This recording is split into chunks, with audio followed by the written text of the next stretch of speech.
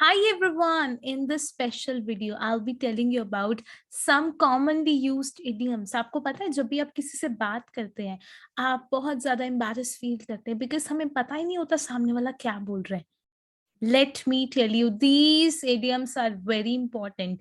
इनके मीनिंग तो आपको बिल्कुल पता होने ही चाहिए.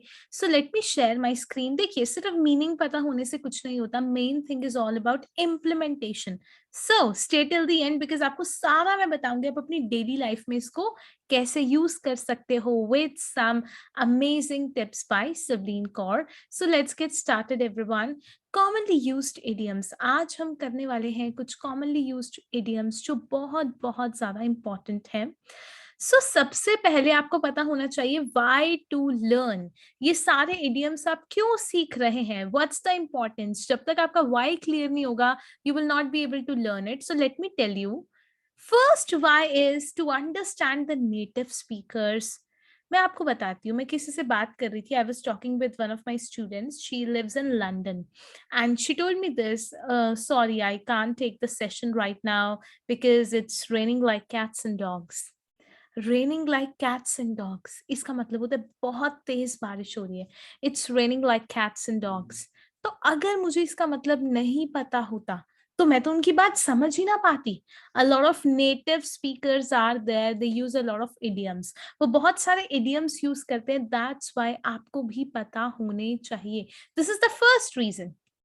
Second reason is that you sound advance. आपको पता है जो बेसिक लेवल होता है इंग्लिश का, people of basic level they never use any vocabulary और इडियम. बट अगर आपको दिखाना है आपका लेवल बहुत एडवांस है, you are highly educated in terms of English language, so you must use a lot of idioms. जब भी आप बात करें 5-10 मिनट बोले एक वोकैबुलरी या एक इडियम तो आपको जरूर यूज करना चाहिए. And the third reason is that idioms are like dry fruits on ice cream that is going to enhance the beauty. अगर आप आइसक्रीम खाते हैं उसमें चॉकलेट ड्राई फ्रूट ऐसा कुछ डला होता है ना, तो उसकी ब्यूटी को उसकी टेस्ट को काफी इनहांस कर देता है. ऐसे ही इडियम्स आपके लिए काफी ज्यादा जरूरी हैं बिकॉज ये आपकी लैंग्वेज की ब्यूटी को बहुत इनहांस करते हैं. Let's get started with all the idioms. So the first idiom is it's raining like cats and dogs. It is raining like cats and dogs. This is the first idiom. इसका simple सा मतलब है बहुत तेज बारिश हो रही है. It is raining heavily. कहते हैं ना अरे बाहर बहुत तेज बारिश हो रही है, आप ऐसे बोल सकते हैं. It's raining like cats and dogs. Let's see some examples. Example number 1 is I can't go outside as it is raining like cats and dogs. बाहर नहीं जा सकती बहुत तेज बारिश हो रही है. I can't go outside. It's raining like cats and dogs. Next one is don't forget to take your umbrella. It's drizzling but it may rain like cats and dogs. मैं आपको बता देती हूँ. drizzling का मतलब है धीरे धीरे बारिश होना. अपना अम्ब्रेला लेके जाना बिल्कुल ना भूलना क्योंकि अभी तो धीरे धीरे बारिश हो रही है. बाट कुछ देर बाद बहुत तेज बारिश हो सकती है. It may rain like cats and dogs. Is it raining like cats and dogs or is it drizzling? क्या बहुत तेज बारिश हो रही है या फिर बूंदाबांदी बहुत धीरे धीरे बारिश हो रही है? I hope it's clear to you. Let's move on with the next idiom and it is number 2, call it a day. आपने बहुत बार सुना होगा oh let's call it a day. Office में बहुत बार सुना होगा let's call it a day. आपको पता है इसका मतलब क्या होता है? मैं आपको बताती हूँ. इसका मतलब ये होता है, वैसे ये इनफॉर्मली यूज होता है, फॉर्मली नहीं यूज होता है. इसका सिंपल सा मतलब ये होता है कि बहुत सारा काम कर लिया, काफी कुछ कर लिया, अब आप बहुत थक चुके हैं, आपने बहुत कुछ कर लिया, अब काम करना बंद कर दीजिए. होता है ना कभी कभी बहुत सारी मीटिंग्स ले ली, अब आप थक चुके हैं, अब आप काम नहीं कर पा रहे. सो यू मे से like this, oh let's call it a day. Let's call it a day. Let's see some examples. I am getting a bit tired now. Let's call it a day. अब तो मैं काफी ज्यादा थक चुकी हूँ, so stop कर देते हैं काम करना. After working in this company for 5 years, I feel it's time to call it a day. सिर्फ ऐसा ना समझ लेना to call it a day मतलब एक दिन की बात करें, नो. कोई ऐसे भी हम इसको यूज कर सकते हैं, 5 साल हो गए इस कंपनी में, now I feel it's time to call it a day. बस अब सब कुछ एंड कर देना चाहिए. ठीक है. Third example is simply let's call it a day. ये तो कभी कभी ऐसा होता है ना, अपने ऑफिस में आपको बाय बाय बोलना होता है, बट अगर इस सेंस में है कि काफी काम हो गया, आप कल कंटिन्यू करते, बस बहुत हो गया, आप थक गए, बहुत सारा कर लिया, you can say like this okay so let's call it a day.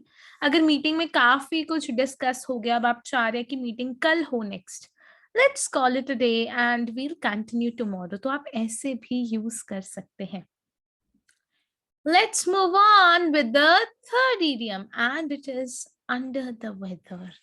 Under the weather. Under the weather. तो मैं आपको बता देती हूँ इसका क्या मतलब होता है. Under the weather का मतलब है आप बीमार हैं. आप बीमार हैं. एक और idiom होता है out of sorts. Out of sorts उसका मतलब होता है आप थोड़े से बीमार हैं. Under the weather का मतलब है आप बीमार हैं. Out of sorts का मतलब है आप थोड़े से बीमार हैं. For example, मैं आपको बताती हूँ इसको कैसे यूज करना है. Let's say someone is asking you, oh how are you, how are you. तो आपको कैसे बोलना है? I am out of sorts. I am out of sorts. That means आप थोड़े से बीमार हैं. I am feeling under the weather. I am under the weather. That means आप बीमार हैं. ठीक है. तो इसको देख लेते हैं हम कैसे यूज कर सकते हैं. I can't go to office. I am feeling under the weather. मैं तो बीमार हूं, मैं ऑफिस जा ही नहीं सकती. What happened? Are you feeling under the weather? क्या हुआ? क्या तुम्हें ऐसा लग रहा है तुम बीमार हो? I couldn't come to the party yesterday as I was feeling under the weather. मैं पार्टी में नहीं आ पाई क्योंकि मैं under the weather फील कर रही थी, मैं बीमार थी. I am not well की जगह बोल सकते हैं I am under the weather. I am under the weather. I hope it's clear. अगर आपको बोलना मैं थोड़ी सी बीमार हूँ, I'm feeling out of sorts. I'm feeling out of sorts. Next है cost and arm and a leg. देखिए कभी भी आप किसी इडियम को पढ़ते हैं, मे बी आपको डिफिकल्टी होती हो कि कैसे प्रोनाउंस करेंगे या कैसे इसको ऐसे यूज करेंगे. कुछ नहीं करना, अभी आगे जाके वीडियो में इम्प्लीमेंटेशन स्टेप्स बताएंगे जिससे काफी होने वाला है, काफी इजी होने वाला है. मैं ये बोलना चाहूंगी बहुत इजी होने वाला है आपके लिए. Cost and arm and a leg का मतलब है बहुत एक्सपेंसिव, बहुत महंगा. जैसे कि डोंट बाय दिस, इसको ना खरीदो, ये तो बहुत महंगा पड़ेगा. It will be very expensive की जगह आप बोल सकते हैं it will cost us and arm and a leg, मतलब बहुत कीमत होगी इसकी. Don't by this, it will cost us and arm and a leg. I will not go to that mall again because it cost me an arm and a leg last time. अब देखिए बहुत बार एक हम गलती कर देते हैं, हम ऐसे बोलते थे it costed me an arm and a leg. It costed me so much. Costed कुछ नहीं होता. It's always cost, cost, cost. Cost, cost, cost. Costed कुछ भी नहीं होता. तो आप ऐसे बोल सकते हैं cost. It cost me an arm and a leg last time. I can't go with you guys. It will cost an arm and a leg. What? It will cost an arm and a leg. समझ में आया आपको? Next idiom. Yes, yes, yes. Number 5. Have a bigger fish to fry. Have a bigger fish to fry. देखिए idioms ना काफी अजीब होते हैं. अब इसका ये मतलब नहीं है आपके पास सच में कोई fish है, आपको उसको fry करना है. Have a bigger fish to fry. Bigger इसका सिंपल का सा मतलब है आपके पास कुछ ज्यादा इंपॉर्टेंट काम है. आपके पास कुछ ज्यादा इंपॉर्टेंट काम है. मैं आपको बता देती हूँ आप इसे कैसे यूज कर सकते हैं. देखिए आप सिंपली बोल रहे हैं sorry I can't do the work right now. Sorry मैं अभी काम नहीं कर सकती. एज को हम बिकॉज की जगह यूज करते हैं रीजन देने के लिए. As I have a bigger fish to fry. मेरे पास कुछ और इम्पॉर्टेंट चीजें हैं करने के लिए. दैट्स वाई ये मैं काम नहीं कर सकती. Next I can't help you today. I have a bigger fish to fry. I can't help you today. I have a bigger fish to fry. अब देखिए कोई आपको बोल रहा है can you do this work? Sorry, it will not be possible as I have a bigger fish to fry. मेरे लिए कुछ और जरूरी काम है. ऐसे आप इसको यूज कर सकते हैं. नेक्स्ट इडियम हम देखते हैं. नेक्स्ट इडियम है हमारा spill the beans. Beans होता है ना beans. स्पिल कर देना. Spill the beans that means Hindi में हम बोलते हैं ना भांडा फोड़ देना. किसी का बहुत बड़ा सीक्रेट राज है उसको रिवील कर देना, to reveal the secret, that's the meaning. अब देखिए इसको कैसे यूज कर सकते हैं। Don't tell her, she will spill the beans, वो तो आपका सीक्रेट रिवील कर देगी, उसको ना बताइए। Don't tell her, she will spill the beans. Why did you spill the beans? I was about to tell her. तुमने क्यों सीक्रेट मेरा बता दिया, भांडा फोड़ दिया, मैं तो बताने ही वाली थी उसको। Don't spill the beans, I request you. Request कर रही हूँ, सीक्रेट नहीं बताना। Don't spill the beans. Okay, let's continue with the next idiom. It is leave no stone unturned. देखिए स्टार्टिंग में डिफिकल्ट हो सकता है, कभी कोई इडियम सुना ही नहीं, तो अभी आगे मैं आपको बताऊंगी इसको कैसे अपने माइंड में रिटेन करके रखना है, सारी स्ट्रैटेजीज दूंगी। इसको 2 बार रिपीट कर लीजिए, leave no stone unturned, leave no stone unturned. इसका मतलब है बहुत मेहनत करनी, whatever, do everything, whatever you can to achieve something, सब कुछ करेंगे बट अचीव करके रहेंगे। तो ऐसे ही आप बोल सकते हैं leave no stone unturned, to leave no stone unturned. आपको समझ में आ रहा है? To leave no stone unturned, इसका ये मतलब होता है बहुत एफर्ट्स डालना। लीव नो स्टोन अनटर्न्ड, देखते हैं इसको कैसे हम एग्जाम्पल में यूज कर सकते हैं। देखिए, I will leave no stone unturned to grow this company, इस कंपनी को ग्रो करने में मैं पूरी मेहनत करूंगी, सब कुछ करूंगी। He left no stone unturned to clear his interview. अपना इंटरव्यू को क्लियर करने के लिए उसने सारे एफर्ट्स डाले। He left no stone unturned.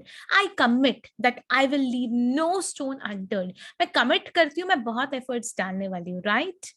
Let's move on, everyone. So the 8th idiom is like 2 peas in a pod.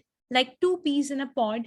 Pod होता है ना जैसे मटर, मतलब कह रहे हैं मटर जैसे, 2 मटर के जैसे। Like 2 peas in a pod. Like chalk and cheese. अब बहुत बार हम हिंदी में ऐसे बोलते हैं, इन दोनों में तो जमीन आसमान का फर्क है, ये दोनों तो एक ही जैसे, एक ही जैसे। तो जब हम बोलते हैं ना एक ही जैसे हैं, तो उसको इंग्लिश में बोलते हैं like 2 peas in a pod, like 2 peas in a pod। जब हम बोलते हैं ना जमीन आसमान का फर्क है बहुत ज्यादा, तब हम बोल सकते हैं like chalk and cheese, like chalk and cheese। Let's see, 2 peas in a pod का मतलब है बहुत सिमिलर, एक जैसे। जमीन आसमान का फर्क है very different, like chalk and चीज। देखते हैं इसको कैसे यूज करते हैं। आप ऐसे बोल सकते हैं, मेरा भाई और मैं तो एक ही जैसे हैं, my brother and I are like 2 peas in a pod। तुम दोनों एक जैसे बिल्कुल भी नहीं हो, you both are not like 2 peas in a pod। जमीन आसमान का फर्क है। Simran and I are like chalk and cheese. Simran और मैं चॉक एंड चीज की तरह बहुत ज्यादा अलग है एक दूसरे से। Not at all, we are not like chalk and cheese, हम एक जैसे, आई मीन टू से यहाँ पे चॉक एंड चीज का मतलब है जमीन आसमान का फर्क, ठीक है ना। सिमरन और मेरे बीच में जमीन आसमान का फर्क है। Simran and I are like chalk and cheese, ठीक है। नेक्स्ट वाला है no not at all, we are not like chalk and cheese, particularly if I talk about this matter. अगर मैं इस मैटर की बात करूँ ना, हम दोनों अलग नहीं हैं, बिल्कुल भी हम दोनों में इतना डिफरेंस नहीं है। So if we, okay next वाला अब हम बात करते हैं, लास्ट वाला, इसके बाद बहुत आपको नॉलेज मिलने वाली है। इसको इम्प्लीमेंट कैसे करना है देखिए, see eye to eye, see eye to eye, I see eye to eye. Eye to eye का मतलब है आप सहमत है सामने वाले की बात से, आप अग्री करते हैं। For example, so what if we don't see eye to eye, तो क्या दिक्कत होगी अगर हम एक जैसा नहीं सोचते। So what if we don't see eye to eye, my sisters don't see eye to eye with me. Sisters मेरी बात से बिल्कुल अग्री नहीं करती हैं अबाउट द अरेंजमेंट, अगर मैं अरेंजमेंट की बात करूं। ओके एवरीवन, सो एक बार रिवाइज कर लेते हैं, मैं आपको जल्दी जल्दी से बता देती हूँ। 2 मिनट में सारे इडियम्स रिवाइज करेंगे। Time starts now. It is raining like cats and dogs, that means बहुत तेज बारिश हो रही है। बाहर ना जाओ, बहुत तेज बारिश हो रही है। पॉज कीजिए वीडियो को 5 सेकेंड्स तक, उसके बाद आपको आंसर लिखना है जल्दी से। बाहर ना जाओ, बहुत तेज बारिश हो रही है। 1 2, पॉज कीजिए, 3 4 5। Answer is don't go outside. It is raining like cats and dogs. Next, call it a day. थक चुके हैं, बस अब खत्म कर देते हैं दिन, बहुत हो गया आज का काम। जल्दी से मैं आपको एक एग्जाम्पल दे रही हूँ। चलो ठीक है, अब काम खत्म करते हैं। हम सब बहुत थक चुके हैं, बिकॉज हम सब बहुत थक चुके हैं। 1 2 पॉज कीजिए, 3 4 5 we all are really tired, so let's call it a day. Next है अंडर द वेदर। आप बीमार हैं, मैं बीमार हूँ, मैं तुमसे बात नहीं कर सकती। कम ऑन, पॉज कीजिए और आंसर लिखिए कमेंट बॉक्स में। Tick tick 1 2 3 4 5 I can't talk with you because I am feeling under the weather. Next, cost and arm and a leg, मतलब कोई चीज आपको बहुत महंगी, बहुत एक्सपेंसिव पड़नी, ठीक है ना। 1 2, अभी मैं आपको दे देती हूँ हिंदी की स्टेटमेंट। मुझे पिछली बार ना बहुत महंगा पड़ा वो burger. 1 2 3 4 5 that burger cost me an arm and a leg. Have a bigger fish to fry. बहुत इंपॉर्टेंट काम है करने के लिए। आज मुझसे बात ना करना, मेरे पास और भी इंपॉर्टेंट काम है करने के लिए। 1 2 3 4 5 don't talk with me today as I have a bigger fish to fry. Next, spill the beans. Secret reveal कर देना, भांडा फोड़ देना। अपनी बहन को ना बताना, वो सबके सीक्रेट्स रिवील कर देती है। 1 2 3 4 5 don't tell your sister, she will spill all the beans. Next, leave no stone unturn. बहुत मेहनत करना, बहुत मेहनत करना, बिल्कुल हार ना मानना। मैं सच में बहुत मेहनत करूंगी, मेरे पे डाउट ना करो। 1 2 3 4 5 don't doubt on my self, I will leave no stone unturned to achieve this. Like two peas in a pod, एक जैसे, like chalk and cheese, अलग अलग। मैं और मेरी बहन एक जैसे हैं, बट मैं और मेरा भाई, हम दोनों के बीच में जमीन आसमान का फर्क है।